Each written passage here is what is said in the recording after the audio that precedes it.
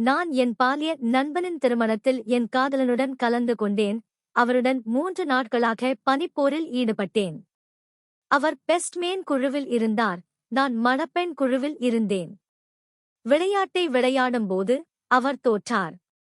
எல்லா மணப்பெண் தோழிகளையும் கீழே சுமந்து செல்லும் தண்டனை அவளுக்கு வழங்கப்பட்டது.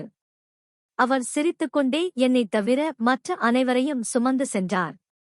அவர்களில் ஒரு இனிமையான தோற்றமுடைய மணப்பெண் திடீரென்று அவரிடம் கேட்டார், "உனக்கு ஒரு காதலி இருக்கிறாரா?" அவர் என்னைப் பார்த்து, "இல்லை" என்றார். அந்தப் பெண் உற்சாகமாகவும் தைரியமாகவும், "அப்படியானால் நான் உன்னை பின்தொடரலாமா?" என்றாள். அவர் மென்மையாகச் சிரித்தார், "நிச்சயமாக ஜூட்." திடீரென்று எனக்கு மிகவும் சலிப்பாக இருந்தது. திருமண அமைப்பில் நான் கூட்டத்திற்கு வெளியே நின்றேன். அவன் கண்கள் தன்னிச்சையாக கு சியாவோவின் உருவத்தைப் பின்தொடர்ந்தன. அவர் நன்கு வடிவமைக்கப்பட்ட கருப்பு நிற உடையை அணிந்திருந்தார், நிமிர்ந்த தோரணை மற்றும் மென்மையான புன்னகையுடன் இருந்தார். மணப்பெண்களுடன் நின்று மணப்பெண் கையில் ஒரு சிவப்பு பலூனை பிடித்துக்கொண்டு புருவங்களை வளைத்து கன்னங்கள் சிவந்து சிரித்துக் கொண்டிருந்தாள். அவள் தலையைத் தாழ்த்தி அவ்வப்போது உதடுகளை பிதுக்கி வெட்கமாகவும் இனிமையாகவும் தோன்றினாள். கு சியாவோவின் கண்கள் எப்போதும் அவள் மீதே இருந்தன. அவன் உதடுகளில் மெல்லிய புன்னகை இருந்தது. என் இதயம் ஏதோ ஒன்றால் இழுப்பது போல் தோன்றியது. என் சுவாசம் தேங்கி நின்றது. நான் ரொம்ப உணர்திறன் உள்ளவனா? திடீரென்று கு சியாவோ மணப்பெண் தோழியின் செல்போனை எடுத்து தரையில் குந்தியிருந்து அவளை புகைப்படம் எடுக்கத் தொடங்கினார். மணப்பெண் தோழிகள் பல்வேறு செயல்களைச் செய்தனர். மேலும் கு சியாவோவும் அனைவரிடமும் பொறுமையாக இருந்தார். ஆனால் இந்த வசந்த காலத்தில் செர்ரி பூக்களைப் பார்க்க யுவான்டூஷுவுக்குச் சென்றபோது அவர் பொறுமையிழந்து காணப்பட்டார். படம் எடுக்க என்ன இருக்கு? அவர் தயக்கத்துடன் சில படங்களை எடுத்தார். நான் பார்த்தபோது அவை அனைத்தும் மங்கலான உருவங்களாக இருந்தன. எனக்கு கொஞ்சம் கசப்பு ஏற்படுவதைத் தவிர்க்க முடியவில்லை. இந்த திருமணம் எங்கள் உறவில் ஒரு திருப்புமுனையாக இருக்கும் என்று நான் முதலில் நினைத்தேன். ஒருமுறை திருமணத்தில் எனக்கு ஒரு சர்ப்ரைஸ் தருவதாகச் சொன்னார். எங்களுக்கு அது நன்றாகத் தெரியும். 8 வருட உறவு. அவர் பூங்கொத்தை எடுக்கும்போது எனக்கு முன்மொழிவார். ஆனால் இப்போது அவன் இன்னொரு பெண்ணின் அருகில் நின்று மிகவும் இயல்பாக சிரித்துக் கொண்டிருந்தான். மணமகள் என் தோளை பின்னால் இருந்து தட்டிக் கொடுத்து என் எண்ணங்களுக்கு இடையூறாக இருந்தாள். ஷேன் யூ, நீ இறுதியாக இங்கே இருக்கிறாய். பிஸியான மனிதனே, எப்போது என்னை திருமணத்திற்கு அழைப்பாய்? அவளுடைய தொனி கிண்டலாக இருந்தது. ஆனால் அது என்னை இன்னும் சங்கடப்படுத்தியது. நான் ஒரு புன்னகையை வலுக்கட்டாயமாக அழுத்திவிட்டு, அது விரைவில் நடக்க வேண்டும் என்று மேலோட்டமாகச் சொன்னேன். என் பார்வையைத் தொடர்ந்து அவள் கு சியாவோவையும் பார்த்தாள். பின்னர் அவள் உற்சாகமாக அவனை நோக்கி கையசைத்தாள். கேம்பஸ் இளவரசரே, நீங்கள் இருவரும் விரைவில் திருமணம் செய்து கொள்ளப் போகிறீர்கள் என்று ஷென் யூ சொன்னாரா? அவளுடைய குரல் தெளிவாகவும் சத்தமாகவும் இருந்தது. தன்னைச் சுற்றியுள்ளவர்களின் கவனத்தை ஈர்த்தது. நான் அவள் தொடர்வதைத் தடுக்க அவள் மணிக்கட்டைப் பற்றி அறியாமலேயே இழுத்தேன். கு சியாவோ அந்த குரலைக் கேட்டு திரும்பி பார்த்தார். அவன் கண்கள் ஒரு கணம் என் முகத்தில் நின்றன, பின்னர் குளிர்ச்சியாக திரும்பின. அவளுடைய தோனி அமைதியாக இருந்தது, ஆனால் தொலைவில் இருந்தது. பிரச்சனை செய்வதை நிறுத்து ஜூட், என் நெருங்கிய தோழி சங்கடமாக சிரித்துவிட்டு தன் கண்களால் எனக்கு சைகை காட்டினாள். உடைஞ்சுடுவா?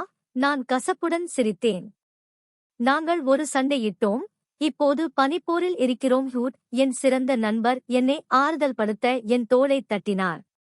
மணப்பெண்ணை அழைத்துச் செல்லும்போது ஒரு சிறிய விளையாட்டு ஏற்பாடு செய்யப்பட்டது. கு சியாவோ தோற்றார். தண்டனை என்னவென்றால் மணப்பெண் தோழிகளாகிய நாங்கள் மூவரையும் கீழே தூக்கிச் செல்வதுதான். அவர் சிரித்துக்கொண்டே என்னைத் தவிர மற்ற அனைவரையும் சுமந்து சென்றார். அவர் லேசாக மூச்சிரைத்தார். மன்னிக்கவும், என்னால் இனி அதை சுமக்க முடியாது ஜூட். மணப்பெண் தோழி அப்போதுதான் என்னைக் கவனித்தாள். ஆர்வத்துடன் என்னைப் பார்த்தாள். நான் மெதுவாகக் கேட்டேன், மன்னிக்கவும், உங்களுக்கு ஒருவரையொருவர் தெரியுமா? கு சியாவோ எந்த தயக்கமும் இல்லாமல், குழந்தை பருவ நண்பர்கள் என்றார். என் இதயம் மீண்டும் ஏதோ ஒன்றால் குத்தப்படுவது போல் தோன்றியது. வலி பரவியது. அவர் உண்மையில் எங்கள் உறவை மறுத்தார். நான் வலுக்கட்டாயமாக ஒரு புன்னகையைச் சொல்லிவிட்டு தலையசைத்தேன். ஆமாம். அவருடைய சங்கடமான குழந்தை பருவத்தைப் பற்றி நீங்கள் கேட்க விரும்பினால் நீங்கள் என்னிடம் கேட்கலாம் ரூத். நான் இப்படி பதிலளிப்பேன் என்று கு சியாவோ எதிர்பார்த்திருக்க மாட்டார். புன்னகை திடீரென்று மறைந்துவிட்டது. நான் திரும்பக் கேட்டேன், என்ன ஆச்சு? அவர் கோபமாக கூறினார், ஷென்யூ, அதிக தூரம் செல்லாதே ரூத். நான் எதற்காக அதிக தூரம் சென்றேன்? அவனுடைய கடந்த கால சங்கடமான தருணங்களைப் பற்றி நான் உன்னிடம் சொல்வேன் என்று அவன் அவ்வளவு பயப்படுகிறானா? இந்த நேரத்தில் மணப்பெண் தோழி எங்களுக்கிடையே இருந்த சங்கடத்தை உடைத்தாள். அவள் கண் சிமிட்டி இனிமையாகச் சிரித்தாள். அப்படியா? அது சூப்பர். நான் அவரைப் பற்றி நன்றாகத் தெரிந்து கொள்ள விரும்புகிறேன் ரூட். அவள் கண்களில் விளையாட்டுத்தனத்தின் சாயலுடன் கு சியாவோவைப் பார்க்கத் திரும்பினாள். அப்படியானால் நான் உன்னைப் பின்தொடரலாமா? கு சியாவோ என்னைப் பார்க்கவில்லை. ஆனால் தனது வாயின் ஓரங்களை சற்று உயர்த்தி நிதானமான தொனியில் கூறினார், நிச்சயமாக ரூட். அந்த நேரத்தில் என் உலகமே இடிந்து விழுந்தது போல் உணர்ந்தேன். கு சியாவோ அழகான முகம் கொண்டவர். பல வருடங்களாக எண்ணற்ற பட்டாம்பூச்சிகள் அவர் மீது பாய்ந்து தாக்க விரும்பின. ஆனால் அவர் எப்போதும் உறுதியாக மறுப்பார். மன்னிக்கவும், நான் திருமணமானவன் ரூட். நாங்கள் எங்கள் உறவைத் தொடங்கி வெகு நாட்களாகவில்லை. அவர் ஏற்கனவே என்னை திருமணப் பிரிவில் சேர்த்துவிட்டார். அது எனக்கு ஒரு பாதுகாப்பு உணர்வைத் தருகிறது. இப்போது அது வெறும் குழந்தை பருவ நண்பன் தான். நான் என் மனதிற்குள் என்னை ஆறுதல் படுத்த முயன்றேன். அவன் என்னை கோபப்படுத்த வேண்டுமென்றே இதைச் செய்கிறான். அவனால் இதை எனக்குச் செய்ய முடியவில்லை. இருப்பினும் என்னைச் சுற்றி நடந்த கூச்சல்கள் கூர்மையான கத்திகள் போல என் இதயத்தைத் துளைத்தன. எச்சேர், எச்சேர். வேடிக்கை பார்க்க விரும்புபவர்கள் பிரச்சனைகளைப் பற்றி கவலைப்படுவதில்லை. கு சியாவோ சிரித்துக் கொண்டே தனது பாக்கெட்டிலிருந்து தனது மொபைல் போனை எடுத்து QR குறியீட்டைத் திறந்து அதை மிகவும் இயல்பாக டாங் ரானிடம் கொடுத்தார். அவன் புன்னகையில் இன்னும் ஒரு கூச்சம் இருந்தது. என்னுடைய இளநிலைப் பருவத்தைப் போலவே வெளிநாட்டில் படிக்க விண்ணப்பிக்க நான் தயாராகிக் கொண்டிருந்தேன். அவர் அறிந்ததும் என்னை காட்டுக்கு அழைத்துச் சென்றார். யூ, எனக்கு உன்னை பிடிக்கும். பல வருஷமா உன்னை பிடிச்சிருக்கு யூ. நீ என் காதலியா இருக்க முடியுமா? நான் சம்மதிக்கும் முன் அவர் திடீரென்று என் அருகில் வந்து என் கன்னத்தின் ஓரத்தில் முத்தமிட்டார். அந்த நேரத்தில் அவர் அப்படித்தான் சிரித்தார். இந்த நேரத்தில் நான் ஒதுங்கி நின்று கொண்டிருந்தேன். திடீரென்று எல்லாம் சலிப்பாகவும் கொஞ்சம் அபத்தமாகவும் மாறியது போல் உணர்ந்தேன். 8 வருட உறவும் கடந்த காலத்தில் நடந்த சின்ன சின்ன விஷயங்களும் இந்த கணத்தில் மிகவும் வெளிர் நிறமாகவும் சக்தியற்றதாகவும் தெரிகிறது. எங்கள் உறவு அழிக்க முடியாதது என்று நான் நினைத்தேன். இப்போது அது ஒரு மெல்லிய காகிதத் துண்டு போல உடையக்கூடியதாக தெரிகிறது. எளிதில் கிழிந்துவிடும். நான் ஒரு ஆழ்ந்த மூச்சை எடுத்து என்னை அமைதியாக வைத்திருக்க முயற்சித்தேன். வா, ஒரு போட்டோ எடுக்கலாம், புகைப்படக்காரர் கத்தினார். நாங்கள் விரைவாக மணமகனும் மணமகளும் சுற்றி கூடினோம். கு சியாவோவிடம் வாக்குமூலம் அளித்த பெண் குழப்பத்தை பயன்படுத்திக் கொண்டு என்னை தள்ளிவிட்டாள். நான் திரும்பி பார்த்தபோது அவள் ஏற்கனவே கு சியாவோவின் அருகில் நின்று கொண்டிருந்தாள். முதலில் மணமகள் என்ரான் எங்கள் பரஸ்பர நண்பர். நாங்கள் கல்லூரியில் படிக்கும்போது எதிர்காலத்தில் நாங்கள் அவளுடைய சிறந்த ஆண் மற்றும் மணப்பெண் தோழியாக இருப்போம் என்று ஒப்புக்கொண்டோம். சில நாட்களுக்கு முன்பு கு சியாவோவுடனான எனது உறவின் 8வது ஆண்டு நிறைவில் நிறுவனம் திடீரென்று என்னை வெளிநாட்டுக்கு ஒரு வணிக பயணத்திற்குச் செல்ல ஏற்பாடு செய்தது. இந்த திடீர் பணியின் காரணமாக எங்களுக்குள் கடுமையான வாக்குவாதம் ஏற்பட்டது. என் வாக்குறுதியை மீறியதற்காக கு சியாவோ என்னை குறை கூறினார். நான் விளக்க முயன்றேன். இது வேலையில் ஒரு அவசர ஏற்பாடு. நான் வேண்டுமென்றே போக விரும்பவில்லை என்பது போல் இல்லையூ. கு சியாவோ, கிளையின் விவகாரங்களைக் கையாண்டவுடன் நான் நிச்சயமாக திரும்பி வருவேன். தயவு செய்து கோபப்படாதீர்கள், சரியா? என்று நான் விளக்க முயன்றேன். நான் வற்புறுத்தினேன். ஆனால் அவர் மிகவும் கோபமாக இருந்தார். நிறுவனம்? நீ இல்லாமல் நிறுவனம் செயல்பட முடியாதா? ஷென்யூ, நீ ஏன் கண்ணாடியில் பார்க்கக்கூடாது? நீ ஒரு முக்கியமற்ற பல்கலைக்கழகத்தின் பட்டதாரி. உன்னைப் பற்றி அதிகமாக நினைக்காதே ஜூட். நான் சூட்கேஸை பிடித்தபடி என் கையால் நிறுத்தினேன். முதலில் நான் அவரை வற்புறுத்த தயாராக இருந்தேன். ஏனென்றால் ஒருபுறம் நான் முதலில் வாக்குறுதியை மீறிவிட்டேன். மறுபுறம் அவர் எங்கள் திருமண ஆண்டு விழாவைப் பற்றி அதிகமாக அக்கறை காட்டியதால் அவர் மிகவும் கோபமாக இருந்தார் என்பதையும் நான் புரிந்து கொள்கிறேன். அன்பின் காரணமாக நான் அக்கறை கொள்கிறேன் என்று எனக்கு நானே சொல்லிக் கொண்டேன். ஆனால் இந்த வாக்கியம் என்னை முகத்தில் அறைந்தது போல எழுப்பியது. ஒருவேளை அது ஒரு தூண்டுதலாக இருக்கலாம். நான் யோசிக்காமல் ஏதோ சொன்னேன். ஆனால் அது ஒரு கூர்மையான கத்தியைப் போல என் இதயத்தில் ஆழமாக வலியே துளைத்தது. எனக்கு 211 பல்கலைக்கழகத்தில் சேர வாய்ப்பு கிடைத்தது. கல்லூரி நுழைவுத் தேர்வுக்கு முந்தைய நாள் கு சியாவோவும் அவரது தாயாரும் அவரது தந்தையின் துரோகத்தால் மீண்டும் சண்டையிட்டனர். அவர் வீட்டை விட்டு ஓடிப்போகத் தேர்ந்தெடுத்தார். அவன் அம்மா என்னைக் கண்டுபிடித்துவிட்டார். அவருடைய அண்டை வீட்டாராகவும் நண்பராகவும் அந்த காலத்தில் எங்களுக்குள் மிகச் சிறந்த உறவு இருந்தது. அவருடைய பாதுகாப்பு குறித்து கவலைப்பட்டு 3 மணி நேரம் அவரைத் தேடுவதற்காக நான் தீவிரமாக வெளியே சென்றேன். இதன் விளைவாக தீர்வின் போது எனக்கு சளி பிடித்தது, அதிக காய்ச்சல் ஏற்பட்டது. இது எனது செயல்திறனை பாதித்தது. பின்னர் நான் அவருடன் உள்ளூர் பள்ளிக்குச் சென்றேன். சண்டைக்குப் பிறகு கு சியாவோ எனது அனைத்து தொடர்பு தகவல்களையும் மீண்டும் தடுத்தார். நான் அதை பெரிதாக எடுத்துக் கொள்ளவில்லை. இது முதல் முறையல்ல. அவர் நடத்தையில் கொஞ்சம் குழந்தைத்தனம் இருக்கிறது. ஆனால் நான் அதை பொறுத்துக்கொள்ள தயாராக இருக்கிறேன்.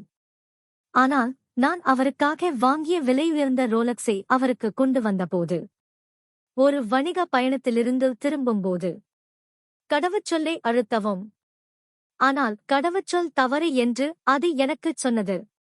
நான் கதவைத் தட்டினேன், ஆனால் யாரும் பதில் சொல்லவில்லை. விருந்து முழுவதும் எனக்கு பசியே இல்லை. மனது கனத்துப் போனது. நான் தான் காதலித்த மனிதனை மகிழ்ச்சியுடன் மணந்து கொள்வதைப் பார்த்தபோது நான் எப்படி தொடப்படாமல் இருக்க முடியும்? ஆனால் நிகழ்காலத்தைப் பற்றி யோசித்தபோது என் கண்கள் ஈரமாகாமல் இருக்க முடியவில்லை. அடுத்த ஊடாடும் அமர்வில் தொகுப்பாளர் பொம்மைகளை வீசத் தொடங்கினார். கு சியாவோ விரைவாக கிட்டி பூனை பொம்மையை பிடித்தார். கிட்டி எனக்கு மிகவும் பிடித்த பொம்மை. எங்கள் வீடு பல்வேறு இளஞ்சிவப்பு பூனைக்குட்டிகளால் நிரம்பியுள்ளது. அவற்றில் சில நான் கல்லூரியில் படிக்கும்போது அவரால் எனக்கு கொடுக்கப்பட்டன. மேலும் சில நாங்கள் ஒன்றாக ஜப்பானுக்கு பயணம் செய்தபோது கவனமாக தேர்ந்தெடுக்கப்பட்டன. அவர் பல்வேறு இடங்களிலிருந்து அதிக விலைக்கு விசேஷமாக வாங்கிய பலவும் உள்ளன. நான் என் கண்களின் ஓரங்களில் இருந்து கண்ணீரை மெதுவாக துடைத்துவிட்டு எழுந்திருக்கப் போகிறேன். ஆனால் அவர் தயக்கமின்றி பொம்மையை வேறொரு துணைத்தலைவரிடம் கொடுத்தார். அவரது கண்கள் மகிழ்ச்சியால் நிறைந்திருந்தன. அந்த தோற்றம் ஒரு காலத்தில் எனக்கே சொந்தமானது. என் உடல் விரைத்து கலவையான உணர்ச்சிகளை உணர்ந்து மெதுவாக என் இருக்கையில் அமர்ந்தேன். எவ்வளவு முரண்! ஆனால் 5 வருடங்களாக நீடித்த ஒரு உறவை எப்படி விட்டுக் கொடுக்க முடியும்? நான் நம்பிக்கையின் கடைசி மினுமினுப்பை பிடித்துக் கொண்டேன். ஒருவேளை கு சியாவோ என்னை கோபப்படுத்தி எனக்கு ஒரு பாடம் கற்பிக்க முயற்சித்திருக்கலாம். எல்லாவற்றிற்கும் மேலாக அவர் இதைச் செய்தது இது முதல் முறை அல்ல. விட்டுக் கொடுக்க விருப்பமில்லாமல் கு சியாவோவின் தொடர்பு தகவலை மீண்டும் சேர்க்க முயற்சித்தேன். நான் ஒரு செய்தியை அனுப்பினேன். கு சியாவோ, நான் தவறு செய்தேன் என்று எனக்குத் தெரியும். தயவு செய்து என்னை போக விட முடியுமா? நான் விட்டுக் கொடுக்க வேண்டும் என்று அவர் விரும்பியிருக்கலாம் என்று நினைத்தேன். இருப்பினும் இந்த செய்தி காதில் விழவில்லை. எந்த பதிலும் கிடைக்கவில்லை. கு சியாவோ குளியலறைக்குச் சென்றார். நான் கலவையான உணர்வுகளுடன் மேஜையில் தனியாக அமர்ந்தேன். இந்த நேரத்தில் மணப்பெண் திடீரென்று வந்து மெதுவாகச் சொன்னாள், என் பெயர் டாங்ரன். சகோதரருக்கு பற்றிய சில சுவாரஸ்யமான கதைகளைச் சொல்லுங்கள் ஜூட். அவள் என்னைப் பார்த்து, அவன் எப்போதாவது ஒரு உறவில் இருந்திருக்கிறானா? அவனுக்கு எப்படிப்பட்ட பெண்கள் பிடிக்கும் என்றாள். நான் தலையை உயர்த்தி பதிலளிக்கப் போகிறேன். ஆனால் தூரத்தை பார்த்த பிறகு அவள் இடைநிறுத்தப்பட்டதைக் கண்டேன். திடீரென்று அவன் தன் கையில் இருந்த கோக்கை தன் மீது ஊற்றிக் கொண்டான். நான் திகைத்துப் போய் அவளை வெறுமையாக பார்த்தேன். என்ன நடக்கிறது என்று முற்றிலும் குழப்பமடைந்தேன். எழுந்து டிஷ்யூ பேப்பர் எடுக்கப் போறேன். குசியாவோ பின்னால் இருந்து விரைந்து வந்து என்னை தள்ளிவிட்டார். நான் அடுத்த இருக்கையில் மோதியதால் சிவப்பு ஒயின் என் மீது முழுவதும் பரவியது. அவரது தொனி அவசரமாகவும் கோபமாகவும் இருந்தது. ஷென்யூ, உன் கோபத்தை எப்போது காட்ட வேண்டும் என்பதை நீ அறிந்திருக்க வேண்டும். இன்று நீ எங்கே இருக்கிறாய் என்று உனக்கு புரியவில்லையா? அவன் மிகுந்த வருத்தத்துடன் தன் உடையை கழற்றி டாங் ரானைச் சுற்றி இறுக்கமாகச் சுற்றினான். அவள் ஏதோ பெரிய அநீதியைச் சந்தித்தது போல். நான் என்ன செய்தேன்? நான் நியாயமாகக் கேட்டேன். என் இதயம் குழப்பத்தாலும் மனக்குறையாலும் நிறைந்திருந்தது. இன்னும் குறை சொல்ல முயற்சிக்கிறாயா? டாங் ரானின் மேல் கோக்கை ஊற்றினாய். நீ சொல்வது சரி என்று நினைக்கிறாயா? டாங் ரானிடம் மன்னிப்பு கேள். குசியாவோவின் குரல் குளிர்ச்சியாக இருந்தது. கண்கள் பழியால் நிறைந்திருந்தன. நான் அவனை நம்பாமல் பார்த்தேன். நாங்கள் ஒருவரையொருவர் 8 வருடங்களாக அறிந்திருந்தோம், நேசித்தோம். நான் எப்படிப்பட்ட ஆளு அவருக்கு எப்படி தெரியாம போயிருக்கும்? மதுவை வீசி எறிவது, பொறாமைப்படுவது போன்ற ஒன்றை நான் செய்ய முடியாது. அதைச் செய்ய நான் கவலைப்படுவதில்லை. இந்த நேரத்தில் டாங் ரன் அவள் தொண்டையை கிள்ளி மெதுவாக, சகோதரர்க்கு. என் கைகள் நடுங்கின. நான் தவறுதலாக கோக்கை என் பாவாடையின் மீது கொட்டினேன். எனக்காக உன் சகோதரியை குறை சொல்லாதே என்றான். என் இதயம் மூழ்கியது. நாவல்களில் மட்டுமே நான் பார்த்த இந்த பச்சை தேநீர் கதை நிஜ வாழ்க்கையில் எனக்கு நடந்தது.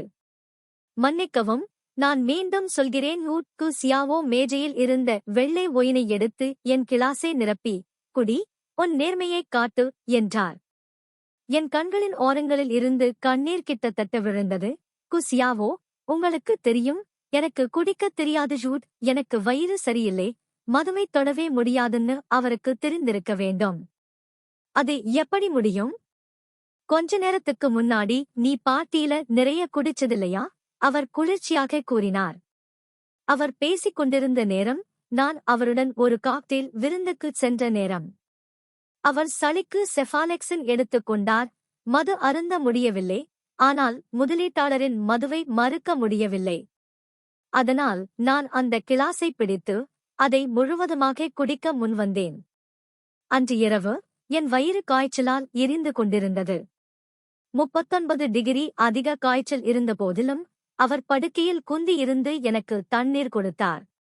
அவரும், யூ, எதிர்காலத்தில் இனி குடிக்காதே, என்னால் அதைத் தாங்க முடியாது என்று உறுதியளித்தார். ஆனால் சில மாதங்களுக்குள் அவர் அதை மறந்துவிட்டார். என் தயக்கத்தைக் கண்டு டாங் ரன் திடீரென்று கண்ணீர் விட்டு குசியாவோவின் கைகளில் ஒளிந்து கொண்டு, சகோதரர்க்கு, தயவு செய்து உங்கள் பாலிய நண்பருக்கு விஷயங்களை கடினமாக்காதீர்கள் என்று மெதுவாக அழுதார். சுற்றி ஏற்கனவே கிசுகிசுக்கள் இருந்தன. நான் ஒரு ஆழ்ந்த மூச்சை எடுத்துவிட்டு வெள்ளை ஒயின் கிளாஸை எடுத்தேன்.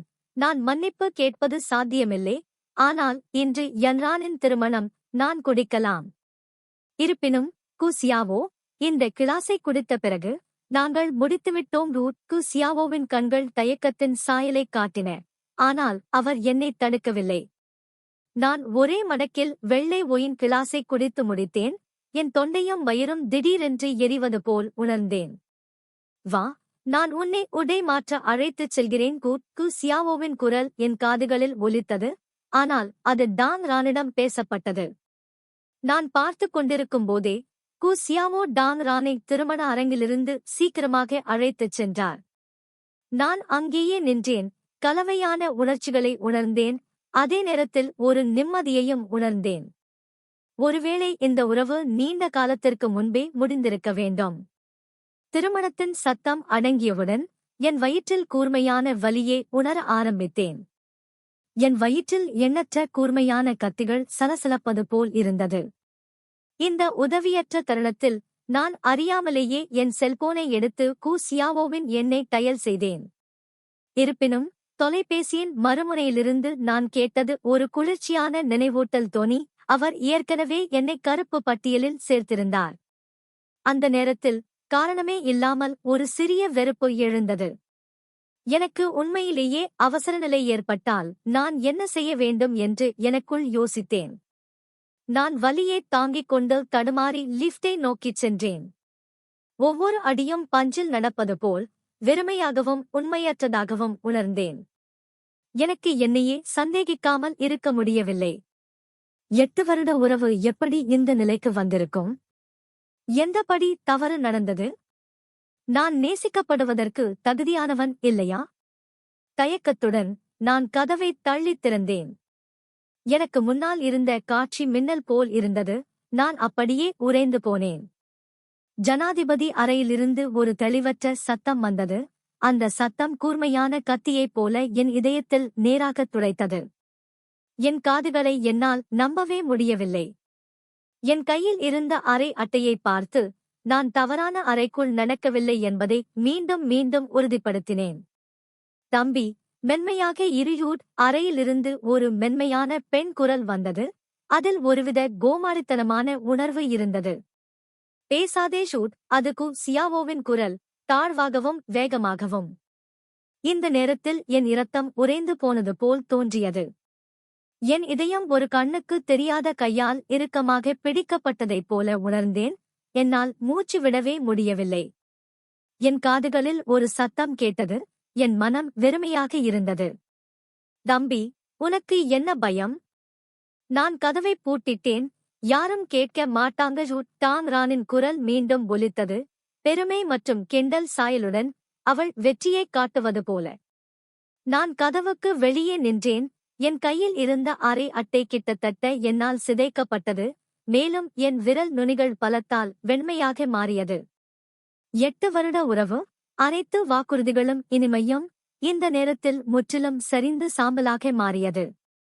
நாங்கள் செய்த அந்த சபதங்களும் ஒன்றாக கழித்த நேரமும் இப்போது ஒரு முரண்பாடான நகைச்சுவையாக தெரிகிறது. கு சியாவோ, நாங்கள் முற்றிலும் முடிந்துவிட்டோம். நான் நுழைவாயிலில் இருந்த குவளையை எடுத்து தரையில் அடித்து நொறுக்கினேன். ஒரு உரத்த இடி சத்தத்துடன் அறையில் இருந்த தெளிவற்ற ஒலிகள் திடீரென முடிவுக்கு வந்தன. முன்பு நான் உன்னை எவ்வளவு நேசித்தேன், இப்போது உன்னை எவ்வளவு வெறுக்கிறேன். நான் ஒரு ஆழ்ந்த மூச்சை எடுத்துக்கொண்டு அறைக்குள் நடந்தேன். டாங் ரன் கு சியாவோவின் உடலில் அமர்ந்திருந்தார். அவரது உடைகள் கலைந்திருந்தன. மேலும் அவரது முகம் இன்னும் சிவந்து காணப்பட்டது. அவங்க என்ன செய்தாங்கன்னு நான் யூகிச்சிருந்தும் என் கண்ணால பார்த்தப்போ எனக்கு இன்னும் உடம்பு சரியில்லாம இருந்துச்சு. என் வயிறு கலங்கிக் கொண்டிருந்தது. சுவாசிப்பது கூட கடினமாகிவிட்டது. கு சியாவோ, படுக்கையில் உன் உடைகளை மாற்றினாயா? நான் என் குரலில் அடக்கப்பட்ட கோபத்துடனும் ஏமாற்றத்துடனும், நீ ரொம்ப அருவருப்பானவன்னு குளிர்ச்சியா சொன்னேன். டாங் ரன் அவசரமாக போர்வையை இழுத்து பயந்து போனது போல் பாசாங்கு செய்தான். ஆனால் அவன் கண்கள் பெருமையின் சாயலுடன் மின்னின. மிஸ் டாங், இப்போ எதுக்கு நடிக்கிறீங்க? நீங்க வேண்டுமென்றே இந்த நிகழ்ச்சியை பார்க்க விடலையா என்று நான் ஏளனமாக பேசாமல் இருக்க முடியவில்லை. பாதி திறந்திருந்த கதவை நோக்கி என் கன்னத்தை உயர்த்தினேன். கதவு பூட்டவே இல்லை. இதெல்லாம் நான் அதை பார்ப்பதற்காக நடக்க மட்டுமே. செல்வி, ஷென், நீங்க சகோதரர் குவோட பால்ய கால நண்பர்தான். அவர் மற்ற பெண்களோட அந்தரங்க விஷயங்களை உங்ககிட்ட சொல்லணுமா? டாங் ரன் தனது கன்னத்தை உயர்த்தி, அவரது தொனியில் ஆத்திரமூட்டல் நிறைந்திருந்தது. மிஸ் ஷென், நீங்கள் மற்றவர்களின் விவகாரங்களில் தலையிடுகிறீர்கள் என்று நான் நினைக்கிறேன். ஹூட். நான் அவளை புறக்கணித்துவிட்டு என் பார்வையை கு சியாவோ பக்கம் திருப்பினேன். அவன் முகத்தில் பிடிபட்டது போல் எந்த பீதியும் இல்லாமல் படுக்கையின் தலையில் சோம்பேறித்தனமாக சாய்ந்தான். அதற்கு பதிலாக அவர் என்னை லேசாகப் பார்த்து, நீ இங்கே என்ன செய்கிறாய்? யாரையாவது ஏமாற்றுவதை பிடி என்று கேலி செய்தார். இதெல்லாம் முக்கியமில்லாத போல அவன் தோனி மிகவும் நிதானமாக இருந்தது. தீய கிண்டலின் ஒரு குறிப்பும் உள்ளது. வேறொரு பெண்ணுடன் உடலுறவு கொள்ள உனக்கு இவ்வளவு பொறுமையில்லையா? எனக்கு கேட்காமல் இருக்க முடியவில்லை. கு சியாவோ டாங் ரானின் தோளை தட்டி மெதுவாக, குழந்தை, சிறிது நேரம் வெளியே சென்று எனக்காக வாழ்க்கை அறையில் காத்திரு என்றார். டாங் ரன் தயக்கத்துடன் எழுந்து ஒரு போர்வையில் போர்த்தி அறையை விட்டு வெளியேறினார். கதவு மூடியவுடன் கு சியாவோ திடீரென்று கையை நீட்டி என்னை தன் கைகளில் இழுத்தார். நான் சுதந்திரமாக போராட முயற்சித்தேன். ஆனால் அவன் மிகவும் வலிமையானவன். என்னால் நகர முடியவில்லை. நீ என்ன செய்கிறாய்? கடித்த பற்களால் நான் உருமினேன். அவர் என் காதுக்கு அருகில் சாய்ந்து சூடாக சுவாசித்தார். நீ கோபமாக இருக்கிறாயா? நாங்கள் உண்மையில் எதுவும் செய்யவில்லை யூத். நான் அவரை கடுமையாக பார்த்தேன். எல்லாம் என் கண் முன்னே இருந்தது. நான் குருடனைப் போல நடிப்பேன்னு அவன் எதிர்பார்த்தானா? டாங் ரானின் உடைகள் தானாக மறைந்து போயிருக்க முடியுமா? நான் என் கையை உயர்த்தி அவனை பலமாக அறைந்தேன். கூசியாவோ, நீ ரொம்ப வெட்கமில்லாதவ. என் குரல் நடுங்கியது. ஆனால் ஒவ்வொரு வார்த்தையும் தெளிவாக இருந்தது. ஆனால் அவர் அதை பொருட்படுத்தவில்லை. அதற்கு பதிலாக அவர் என் தலையின் பின்புறத்தை பிடித்து முத்தமிட்டார். எங்களுக்குள் வாக்குவாதங்கள் ஏற்பட்டபோது நாங்கள் அதையேதான் செய்தோம். ஒரு முத்தத்தின் மூலம் மோதல்களை தீர்க்கவும். படுக்கையில் என்னை எப்படி மகிழ்விப்பது என்று கு சியாவோவுக்கு தெரியும். ஆனால் இந்த முறை நான் கண்களை மூடிக்கொண்டேன். இப்போது எனக்கு அந்த காட்சி மட்டுமே நினைவுக்கு வந்தது. அவர் சட்டையின்றி இருந்தார். டாங் ரன் அவர் மீது அமர்ந்திருந்தார். அவரது உதடுகளில் தெளிவின்மையின் தடயங்கள் இருந்தன. நான் அவனைத் தள்ளிவிட்டேன். என் குரல் பனிக்கட்டியே போல குளிர்ந்தது. நாம் பிரிந்து செல்வோம், கு சியாவோஹு. எனக்கு உடம்பு சரியில்லையூட். அவன் ஒரு கணம் திகைத்துப் போனான். பிறகு ஒரு நகைச்சுவையே கேட்டது போல் சிரித்தான். யோசித்துப் பார் ஷென் யூயூட், உங்க அம்மா இன்னும் தீவிர சிகிச்சை பிரிவில் இருக்கிறார். உன் வருமானத்தை வைத்து எவ்வளவு காலம் நீடிக்க முடியும்? முதல் முறையாக அவனை நான் உண்மையிலேயே அறிந்தது போல் தோன்றியது. நான் அவநம்பிக்கையுடன் அவனைப் பார்த்தேன். நான் உன்னை கெஞ்சச் சொல்ல விரும்புகிறாயா? நீ என்னை மிரட்டுகிறாயா? அவன் தோள்களை குலுக்கி அற்பமாகச் சொன்னான். அப்படி இல்லை. நாம் பிரிய விரும்பினால் முதலில் நான் அதை முன்மொழிய வேண்டும் என்று நான் நினைக்கிறேன். அது மட்டுமல்ல, நாம் பல வருடங்களாக ஒன்றாக இருக்கிறோம். நீங்கள் விட்டுக் கொடுக்க தயாரா? அவர் என்னை ஏமாற்றினாலும் நான் இன்னும் அவரை நேசிப்பேன் என்று அவர் ஏன் நினைக்கிறார்? நான் ஏளனமாகச் சொல்லிவிட்டு, உன்னால் என்னை கட்டுப்படுத்த முடியும் என்று நினைக்கிறீர்களா என்று உறுதியாகச் சொன்னேன். கு சியாவோ, நாம் பிரிந்து செல்ல வேண்டும் என்று நான் சொன்னேன். அதுதான் அர்த்தம். பொருஷூட், அவர் திடீரென்று என்னை அழைத்தார். அவர் கண்கள் என் மீது அணிந்திருந்த உயரக ஆடை, என் கழுத்தில் இருந்த நெக்லஸ் மற்றும் என் கையில் இருந்த பை மீது பதிந்தன. உன் உயரக ஆடை, நெக்லஸ், இந்த பை எல்லாம் என்னுடையது. அவர்களை விட்டுவிடு ஜூட். நான் என் கையில் இருந்த பையை இறுக்கமாக அழுத்தினேன். என் முழங்கால்கள் பலத்தால் வெண்மையாக மாறியது. இந்த நேரத்தில் அனைத்து குறைகளும், கோபமும், விருப்பமின்மையும் வெடித்தன. ஒருவேளை அது மதுவின் தாக்கமாக இருக்கலாம். நான் திரும்பி பையை அவன் தலையில் பலமாக உடைத்தேன். நாங்கள் ஒருவருக்கொருவர் சண்டையிட்டோம். எங்கள் அமர்வில் நான் சாண்டாவில் 2ஆம் இடத்தை பிடித்தேன் என்பதை அவன் மறந்துவிட்டான். நான் ஒரு சாம்பியனாக இல்லாவிட்டாலும் அவனைச் சமாளிக்க எனக்கு போதுமானவன். இந்தச் சண்டை எங்களுக்கிடையிலான கடைசி கண்ணியத்தையும் முற்றிலுமாக துண்டித்துவிட்டதை நான் அறிவேன். நான் மூச்சுத் திணறி அவனைப் பார்த்தேன். நான் அதை உனக்கு திருப்பித் தர விரும்புகிறாயா? நீ கனவு காண்கிறாய். என் 8 வருட இளமைக்காலம் இந்த விஷயங்களைப் போல மதிப்புக்குரியதல்லவா என்று சொல்லிவிட்டு, நான் என் பையை திரும்பி பார்த்துவிட்டு வெளியேறினேன். சூட்டிலிருந்து வெளியே வந்தபோது அவன் காலடிகள் மென்மையான சிவப்பு கம்பளத்தின் மீது பலமாக பதிந்தன. இந்த நேரத்தில் நான் எவ்வளவு வெட்கப்படுகிறேன் என்று எனக்குத் தெரியும். கு சியாவோவால் அவள் முகத்தில் பல இரத்தக்களரி கீறல்கள் இருந்தன. அவளுடைய தலைமுடி குழப்பமாக இருந்தது. அவளுடைய ஒப்பனை ஏற்கனவே குழப்பத்தில் இருந்தது. ஆனால் அது ஒரு பொருட்டல்ல. அவன் நிலைமை அவ்வளவு சிறப்பாக இல்லை. நான் அதன் எலும்புகளை உடைத்தேன். அதனால் நாங்கள் சமமாக இருக்கிறோம். பொருத்தமற்ற முறையில் எங்கள் மூத்த ஆண்டில் நாங்கள் தத்தெடுத்த தெருப்பூனையை நினைத்தேன். அது இறக்கும் வரை 7 ஆண்டுகள் அதை நாங்கள் கவனித்துக் கொண்டோம்.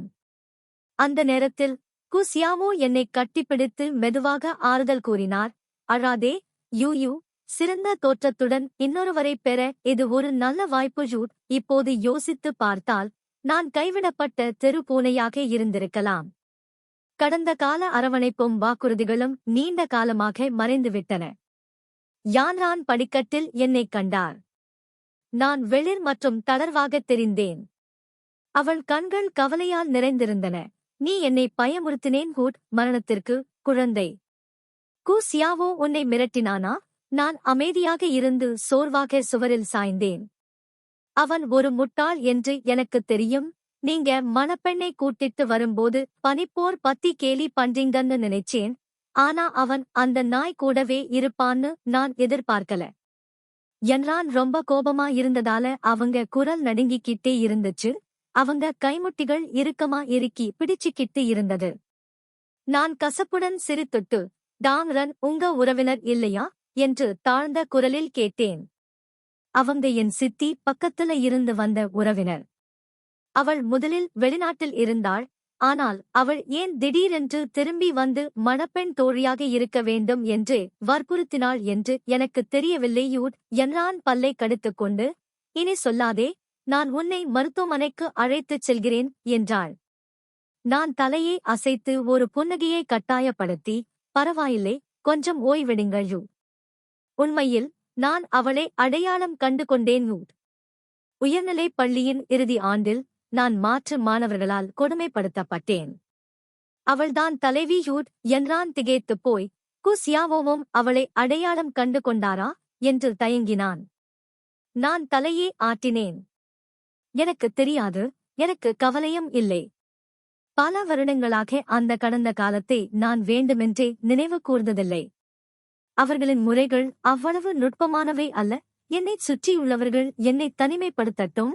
அவர்கள் என்னுடன் கேலி செய்தால் அவர்களின் பழிவாங்கலில் நான் கவனமாக இருக்க வேண்டாம். மாலை சுய படிப்புக்குப் பிறகு வகுப்பறையில் பூட்டிவிட்டு வகுப்பிலிருந்து வெளியே செல்லுங்கள். அல்லது ஜிம் வகுப்பில் அவர்கள் என்னை ஒரு பசு என்று கிண்டல் செய்தார்கள். மிகவும் கடுமையான சம்பவம் டாங் ரானின் சிறந்த தோழிகளில் ஒருவருக்கு நடந்தது. அவள் தன் காதலனுடன் முறித்துக் கொண்டதாக கூறப்படுகிறது. அதனால் அவள் என் மீது கோபத்தை வெளிப்படுத்தினாள். ஆனால் நான் சாண்டா பயிற்சி செய்திருக்கிறேன். அவர்களால் என்னை வெல்லவே முடியாது. எனவே அவர்கள் என் மீது ஒரு தந்திரம் செய்து தண்ணீரில் தூக்க மாத்திரைகளைச் சேர்த்து பின்னர் என் முகத்தை சொரிய முயன்றனர். விஷயம் மிகவும் தீவிரமானது. டாங் ரானுக்கு வெளிநாடு செல்வதில் முடிந்தது. முதலில் எனக்கு அது தெரியவில்லை. ஓரளவு பனிப்போர் காரணமாக அதைப் பற்றி சிந்திக்க எனக்கு சக்தி இல்லை. பின்னர் அவளுடைய முழு முகமும் நுண் சரிசெய்தல்கள். அவளுடைய வழக்கமான சில அசைவுகள்தான் எனக்கு அதை உடனடியாக நினைவூட்டின. என் எண்ணங்கள் மீண்டும் யதார்த்தத்திற்கு கொண்டு வரப்பட்டன. இல்லை, இப்படி உன்னோடு இருக்கும்போது நான் எப்படி நிம்மதியா இருக்க முடியும்? அதை மறந்துவிடு. நான் சோ ஜின்யானை வந்து உன்னை கவனித்துக் கொள்ள அனுமதிக்கிறேன் என்று என்ரான் வலியுறுத்தினார். ஜாவ் ஜின்யான்? கு சியாவோ அவரை மிகவும் போற்றுகிறார். மேலும் அவரை ஒரு வணிக ஜாம்பவான் என்று கருதுகிறார். குடும்பம் ஏற்கனவே மிகவும் முக்கியத்துவம் வாய்ந்ததாக இருந்தாலும் சோ குடும்பத்துடன் ஒப்பிடும்போது இன்னும் ஒரு பெரிய இடைவெளி உள்ளது. அவர் மிக விரைவாக வந்தார். எனக்காக காத்திருப்பது போல. நான் அதை பத்தித்தான் யோசிச்சுட்டு இருக்கேன். எனக்கு அவ்வளவு சுயநலம் இல்லை. அவர் என்னை ஆதரித்து என்ரான் என்று திருமணம் செய்து கொள்கிறார். நான் ஹோட்டலுக்கு வெளியே பட்டாசுகளை தயார் செய்துள்ளேன். நீங்களும் எங்களுடன் சேர விரும்புகிறீர்களா என்று பரிந்துரைத்தார். நான் இயல்பாகவே ஒப்புக்கொண்டேன். திறந்தவெளி பால்கனியில் மிகவும் அற்புதமான வானவேடிக்கை நிகழ்ச்சியை பார்த்தேன். என் மனநிலையும் சற்று மேம்பட்டது. தொலைபேசி திடீரென அதிர்ந்தது. அது கு சியாவோ. நான் தயங்காமல் துண்டித்தேன். பின்னர் குறுஞ்செய்தி குண்டுவெடிப்பு வந்தது. நீ யாருடன் இருக்கிறாய்? நீங்க வேற ஒருத்தரை இவ்வளவு சீக்கிரமா கண்டுபிடிச்சிட்டீங்க ஷென் யூ. நீங்க எவ்வளவு கோழைங்க? நீங்க மலிவா நினைக்கலையா? நான் அந்த குறுஞ்செய்தியை நீக்கிவிட்டு அவரைத் தடுத்தேன். முன்பு எப்போதும் நான் தடுக்கப்பட்டேன். ஆனால் ஒரு நாள் நானே என்னை தடுக்க முன்முயற்சி எடுத்தேன். நான் புத்துணர்ச்சியுடன் உணர்ந்தேன். நாங்கள் அறைக்கு திரும்பியபோது கு சியாவோவை நேருக்கு நேர் சந்தித்தோம். எதிரி சந்திக்கும் பாதை எவ்வளவு குறுகியது! கு சியாவோ முகத்தில் ஒரு கிண்டலான புன்னகையுடன் சுவரில் சாய்ந்தார். இந்த முறை என்னுடன் முறித்துக்கொள்ள நீங்கள் ஏன் இவ்வளவு ஆர்வமாக இருந்தீர்கள் என்று நான் யோசித்துக் கொண்டிருந்தேன். நீங்கள் சமூக ஏணியில் ஏறிவிட்டீர்கள் என்று மாறிவிடும் ரூட். அவரது பார்வையில் சோ ஜின்யானும் நானும் இப்போது மிகவும் தெளிவற்றவர்களாக இருக்கிறோம். ஆனால் நான் சோ ஜின்யானின் கையை இழுக்கவில்லை. மாறாக அவரது வலது கையிலிருந்து வரும் அரவணைப்பையும் வலிமையையும் உணர்ந்தேன். நான் வேண்டுமென்றே அவருக்கு அருகில் சென்றேன். நான் ஏன் கு சியாவோவை பழிவாங்க முடியாது? ஆம், உன்னைவிட உயரமான கிளைகள் ரூட். நான் அவரை நிதானமாக பார்த்தேன். ஷென் யூ, யார் சோ ஜின்யான்? நீ அவனுடன் விளையாடினால் விரைவில் அல்லது பின்னர் அவனால் நீ கொல்லப்படுவாய் யூட். என் இதயத்தில் மீண்டும் கோபம் மூண்டது. நான் அவனை லேசாக அடிக்கவில்லை போலிருக்கிறது யூட். நான் பேசி முடிப்பதற்குள் திடீரென்று என் காலை உயர்த்தி அவனை உதைத்தேன்.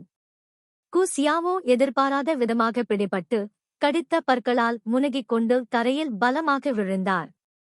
உன் எலும்பு உடைந்திருந்தாலும் உன்னால் சரியாக பேசக்கூட முடியாது யூ. இன்னைக்கு நான் உனக்கு கற்றுக் கொடுக்கிறேன் ஷூட். நான் குளிர்ந்த தொனியில் அவனை பார்த்தேன். போகலாம் ஷூட். சோ ஜின்யான் மெதுவாக எனக்கு நினைவூட்டி முன்னேற உதவினான். நான் திரும்பி பார்க்கவில்லை. சோ ஜின்யான் வெளியேறும்போது அவன் கண்களில் அவமதிப்புடன் ஏதோ குப்பைகளைப் பார்ப்பது போல் கு சியாவோவை திரும்பி பார்த்ததை நான் கவனிக்கவில்லை. நிச்சயமாக நான் இதற்கு முன்பு சோ ஜின்யானை சந்தித்திருக்கிறேன். ஒரு முறை ஏலத்தில் எனக்கு பிடித்த நகைகளை வாங்கினான். நாங்கள் விருந்திலும் சந்தித்தோம். ஆனால் அந்த நேரத்தில் என் கண்கள் கு சியாவோவால் நிறைந்திருந்தன. ஒரு முறை நான் மாதவிடாய் காலத்தில் இருந்தபோது ஒரு மூலையில் தனியாக அமர்ந்திருந்தேன். அவன் ஒரு கிளாஸ் மதுவுடன் வந்து என்னிடம் சில வார்த்தைகளைச் சொன்னான். சிறிது நேரம் கழித்து அவன் கிளம்பினான். பின்னர் பணியாளர் எனக்கு வலி நிவாரணிகளையும் ஒரு சூடான பேக்கையும் கொண்டு வந்தான். அதனால் சோ ஜின்யான் என் முன் தோன்றியபோது நான் அதைப் பற்றி அதிகம் யோசிக்கவில்லை. அவன் சமரசம் செய்ய இங்கே இருக்கலாம் அல்லது யான்யானின் பொருட்டு என்னை கவனித்துக் கொள்ள இங்கே இருக்கலாம் என்று நினைத்தேன். எல்லாவற்றிற்கும் மேலாக யான்யான் என்னை கொடுமைப்படுத்துவார் என்று பயந்தான். அவனால் மட்டுமே முடியும். நீங்கள் பிரிந்துவிட்டீர்களா? சோ ஜின்யானின் குரல் தாழ்வாகவும் அமைதியாகவும் இருந்தது. எந்த உணர்ச்சியும் கேட்கவில்லை. நான் தலையசைத்தேன். அவர் எல்லோரையும் போல அமைதியாக இருக்க அறிவுறுத்துவார் அல்லது கு சியாவோவுக்கு சில நல்ல வார்த்தைகளைச் சொல்வார் என்று நினைத்து. இருப்பினும் அவரது அடுத்த வார்த்தைகள் என்னை உறைய வைத்தன. இனிய பிரிவினையூட், அவர் லேசாகச் சொன்னார். பின்னர் இடைநிறுத்தி என்னை நேராகப் பார்த்தார். ஷேன் யூ, நீ என்னை பரிசீலிக்க விரும்புகிறாயா? நான் ஒரு கணம் பேசாமல் இருந்தேன். என் இதயத் துடிப்பு திடீரென்று அதிகரித்தது. காற்று திடீரென்று சங்கடமாகவும் நுட்பமாகவும் மாறியது. என் காதுகள் சூடாகுவதைக் கூட என்னால் உணர முடிந்தது. பரவாயில்லை, நீ கொஞ்சம் நேரம் எடுத்துக்கிட்டு யோசிச்சு பார்க்கலாம் ரூட். அவரது தோணி மென்மையாக இருந்தது. ஆனால் சந்தேகத்திற்கு இடமில்லாத உறுதியுடன், எனக்கு நிறைய பொறுமை இருக்கிறது.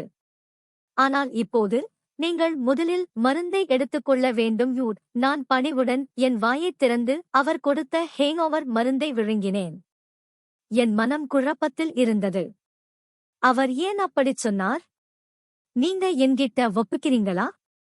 ஆனால் நாங்கள் ஒருவருக்கொருவர் பரிச்சயமானவர்கள் அல்ல என்பது தெளிவாகிறது. நான் என் கண்களை உயர்த்தி அவரை இரகசியமாக பார்த்தேன். ஆனால் நான் அவனுடைய ஆழமான பார்வையைச் சந்தித்தேன். நான் மிகவும் பயந்து என் தலையை விரைவாக தாழ்த்திக் கொண்டேன். திருமணத்திற்கு அடுத்த நாள் என்றான். எமரால்டு வில்லாவிற்கு ஓய்வெடுக்கச் செல்லலாம் என்று பரிந்துரைத்தார். அங்கே ஒரு வெந்நீர் ஊற்று இருப்பதாகவும் அழகான காட்சிகள் இருப்பதாகவும் கூறப்படுகிறது. ஹோட்டல் வாசலில் நின்று கொண்டிருந்த கு சியாவோ எங்கிருந்தோ தோன்றினார். அவர் என் அருகில் நின்று கொண்டு, இங்கிருந்து வில்லாவுக்கு வெகு தொலைவில் உள்ளது, உங்களுக்கு டாக்ஸி கிடைக்காது என்று தற்காலிகமாகச் சொன்னார். நான் அவரை புறக்கணித்துவிட்டு எதிர் திசையில் இருந்து வந்த ரோல்ஸ் ராய்ஸில் ஏறினேன். அடுத்த சில நாட்களுக்கு கு சியாவோ கிட்டத்தட்ட ஒரு பேய்த்தனமான இருப்பாக இருந்தார். அது அவ்வப்போது என் பார்வையில் தோன்றுகிறது, வேண்டுமென்றே அதன் இருப்பை உணர வைப்பது போல. என் எரிச்சலை ஜாவ் ஜின்யான் வெளிப்படையாக கவனித்தார். ஒரு மாலை நேரத்தில் அவர் என் அருகில் நின்று லேசான தொனியில் கூறினார், உங்களுக்கு ஏதேனும் பிரச்சனைகள் இருந்தால் தடைகளைத் துடைக்க உங்களுக்கு உதவுவதில் எனக்கு எந்த ஆட்சேபனையும் இல்லையூட். நாங்கள் தெளிவற்றவர்களாக இருக்க வேண்டும் என்று அவர் விரும்புகிறார் என்று நினைத்தேன். நான் யோசித்தேன், அவர் கு சியாவோவின் முன் என்னை முத்தமிட விரும்புகிறாரா? ஆனால் அது அப்படியல்ல. நான் பதில் சொல்வதற்குள் அவர் தனது நடவடிக்கையை மேற்கொண்டார். விரைவில் குடும்பத்தின் கூட்டுறவு திட்டம் திரும்பப் பெறப்பட்டது. மேலும் குழப்பத்தைச் சமாளிக்க கு சியாவோ நிறுவனத்திற்கு திரும்பிச் செல்ல வேண்டியிருந்தது. உலகம் இறுதியாக அமைதியானது. வில்லாவில் எனக்கு நல்ல ஓய்வு கிடைத்தது. என் நிறம் மிகவும் ரோஜா நிறமாக மாறியது. மேலும் ஜூஜினியான் ஓய்வெடுக்க தினமும் என்னுடன் ஒரு நடைப்பயணத்திற்கு வருவார். சில நாட்களுக்குப் பிறகு என் பொருட்களை மூட்டை கட்டிக்கொண்டு என் பழைய வீட்டிற்கு திரும்பிச் செல்ல முடிவு செய்தேன். நான் ஒரு நகரம் நிறுவனத்தை நேரடியாக தொடர்பு கொள்ள விரும்பினேன். ஆனால் கு சியாவோ வலியுறுத்தினார், நான் அந்நியர்களை உள்ளே அனுமதிக்க மாட்டேன். நானே அங்கு செல்வதைத் தவிர வேறு வழியில்லை. கு சியாவோ கதவைத் திறந்து ஆச்சரியப்படும் விதமாக ஒத்துழைத்தார். ஆனால் நான் அறைக்குள் நுழைந்தபோது என்னுடைய எல்லா கிட்டி பூனை பொம்மைகளும் போய்விட்டதைக் கண்டேன். கு சியாவோ, என் உருவம் எங்கே? நான் குளிராகக் கேட்டேன். அவர் என்னை பார்த்து கோபமாக, நான் அவற்றையெல்லாம் விற்றுவிட்டேன்.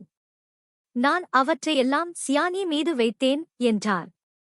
விற்றுவிட்டாலும் அவ்வளவு சீக்கிரம் வாங்குபவரைக் கண்டுபிடிப்பது சாத்தியமில்லை, இல்லையா என்று நான் ஏளனமாகக் கேட்டேன்.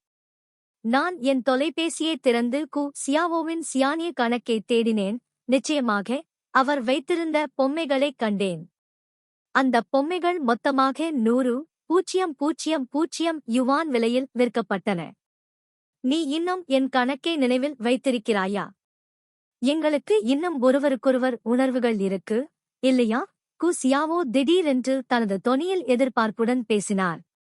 இதை ஏன் இப்போது சொல்கிறீர்கள்?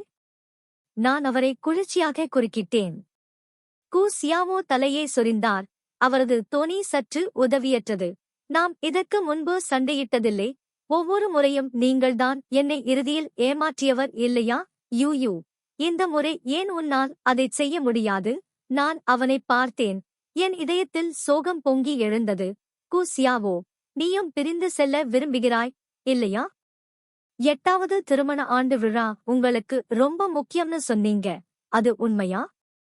நாங்கள் அடிக்கடி பூக்களை எங்கே ஆர்டர் செய்கிறோம் என்று கடையில் கேட்டேன். நீங்கள் சூரியகாந்தி மற்றும் ரோஜாக்களின் பெரிய பூங்கொத்தை ஆர்டர் செய்தீர்கள். ஆனா எனக்கு சூரியகாந்தினா அலர்ஜி. அந்த பூக்கள் எங்கே போயின தெரியுமா? நான் வெளிநாடு செல்வது கூட நீங்கதான் ஏற்பாடு பண்ணினது. கு சியாவோ, நான் உன்னை உண்மையிலேயே அறிந்ததில்லை என்று எனக்குத் தோன்றுகிறது. உனக்கு என்ன வேண்டும்? நீங்கள் பிரிந்து செல்ல விரும்பினால் அதை நேரடியாக பேசலாம். நான் ஷென்யூ எந்த காரணமும் இல்லாமல் உன்னை பற்றிக் கொள்ள மாட்டேன். கு சியாவோவின் முகம் படிப்படியாக வெளிறியது. அவரது உதடுகள் அசைந்தன. ஆனால் அவரால் பேச முடியவில்லை. நான் ஒரு ஆழமான மூச்சை இழுத்துவிட்டு தொடர்ந்தேன். ஓ, நீங்கள் நிச்சயதார்த்தம் செய்யப் போகிறீர்கள் என்று நான் ஜின்யானிடமிருந்து கேள்விப்பட்டேன், இல்லையா? நீங்க எனக்கு இவ்வளவு பெரிய செய்தியை மறைச்சுட்டீங்க. இதையெல்லாம் நீங்க பிளான் பண்ணிட்டீங்களா? நான் உங்க எஜமானியா இருக்கணும்னு நீங்க விரும்புறீங்களா? கு சியாவோ கடைசியா பீதியடைந்தார். அவருடைய குரல் கொஞ்சம் நடுங்கியது. உனக்கு எல்லாம் தெரியும். ரொம்ப நாளைக்கு முன்னாடி அம்மாக்கு என் மேல இருந்த மனப்பான்மை கொஞ்சம் கொஞ்சமா மாறியிருப்பதைக் கவனித்தேன். நான் ஸ்கூல்ல இருந்தப்போ கு சியாவோவோட படிப்பை நான் மேற்பார்வையிட்டேன். அவ என் மேல அவங்க சொந்த மகளைப் போல ஆர்வமா இருந்தாங்க. கு சியாவோ காணாமல் போனப்போ கூட அவ முதல்ல தொடர்பு கொண்டது போலீஸ்காரர்களை அல்ல, என்னைத்தான். அவள் எங்கள் கைகளை பிடித்துக்கொண்டு, கல்லூரியில் நீங்கள் ஒருவரையொருவர் கவனித்துக் கொள்ள வேண்டும் என்று தீவிரமாகச் சொன்னாள். எங்கள் இளைய ஆண்டில் எங்கள் உறவை அதிகாரப்பூர்வமாக உறுதிப்படுத்தினோம். அம்மாக்கு தன் மணிக்கட்டில் இருந்த பச்சை வளையலை கழற்றி என்னிடம் பணிவுடன் நீட்டினார். இது எங்கள் மருமகளுக்கு விட்டுச் சென்ற குடும்ப பொக்கிஷம். யூ இதை நன்றாக வைத்திருங்கள் ஜூட். அந்த நேரத்தில் நான் இந்த குடும்பத்தால் உண்மையிலேயே ஏற்றுக்கொள்ளப்பட்டேன் என்று நினைத்தேன். அவர்களில் ஒருவராகிவிட்டேன். இருப்பினும் கடந்த ஆண்டு அம்மாக்கு திடீரென்று என்னிடம் வந்து ஜேட் வளையலை திருப்பித் தரச் சொன்னார். அவள் சாதாரணமாக, ஜேட் வளையலுக்கு பராமரிப்பு தேவை என்றாள். நான் அதை அவளிடம் கொடுத்தபோது எனக்கு கொஞ்சம் சங்கடமாக இருந்தது. நிச்சயமாக, அப்போதிருந்து ஜேட் வளையல் என் கைக்கு திரும்பவில்லை. அவள் என்ன சொல்ல வருகிறாள் என்பது எனக்கு ரொம்ப நாளாவே புரிஞ்சுது. ஆனா நான் அதை ஒத்துக்க விரும்பல. குசியாவோவால் உறுதியாக தேர்ந்தெடுக்கப்பட்டவர் நான்தான் என்று நான் எப்போதும் நினைத்தேன். அவர் ஒருமுறை என்னிடம், யூ நீ என் எதிர்காலத்தில் நிற்கிறாய் என்றார். ஆனால் நான் அதை புறக்கணித்து விட்டேன். 8 வருடங்களாக எங்களுக்கு நிச்சயதார்த்தம் ஆகவில்லை. தெளிவான உறுதிமொழி கூட எடுக்கவில்லை. எப்படி பிரச்சனைகள் இல்லாமல் இருக்க முடியும்?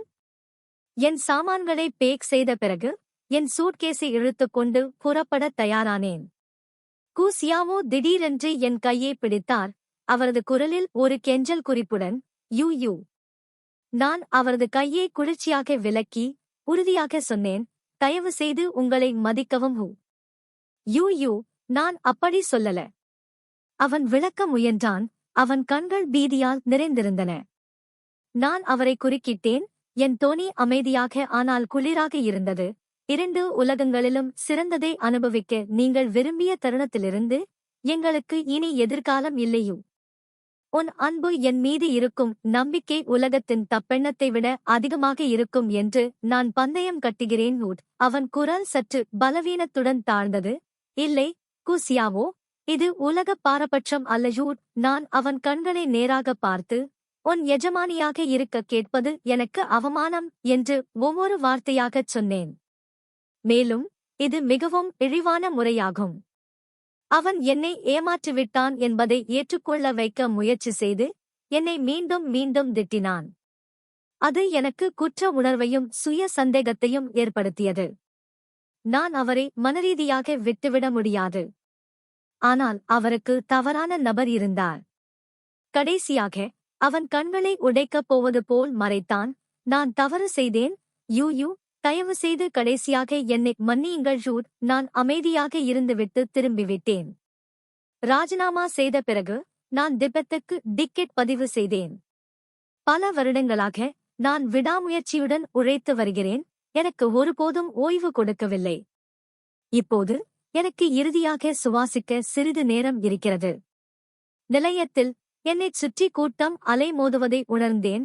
ஆனால் என் இதயம் வழக்கத்திற்கு மாறாக அமைதியாக இருந்தது. திடீரென்று யாரோ என் தோளை மெதுவாகத் தட்டினார்கள். நான் திரும்பிப் பார்த்தேன். அங்கே ஜோர்ஜினியான் நின்று கொண்டிருந்தார். அதில் மிகவும் பழக்கமான பூனைக்குட்டி பொம்மை தொங்கவிடப்பட்ட ஒரு எளிய சூட்கேஸ் பையை சுமந்து கொண்டிருந்தார். அவர் முகத்தில் மெல்லிய புன்னகை மலர்ந்தது. போகலாம். அவர் மெதுவாகச் சொன்னார். இதெல்லாம் ஒரு விஷயம் என்பது போல் அவரது தொனி மிகவும் இயல்பானது. நான் ஒரு கணம் திகைத்துப் போனேன். பிறகு சிரித்தேன். நீ ஏன் இங்கே இருக்கிறாய்? அவர் தோள்களை குலுக்கி நிதானமான தொனியில் கூறினார். நீ திபெத்துக்கு போகிறாய் என்று கேள்விப்பட்டேன். நானும் அதை போய் பார்க்க விரும்புகிறேன். நாம் ஒன்றாகச் செல்வோம். அப்போதுதான் வழியில் உன்னை நான் கவனித்துக் கொள்ள முடியும். நான் அவரை பார்த்தேன். திடீரென்று என் இதயத்தில் ஒரு சூடான உணர்வு பொங்கி எழுந்தது. ஒருவேளை இது ஒரு புதிய தொடக்கமாக இருக்கலாம்.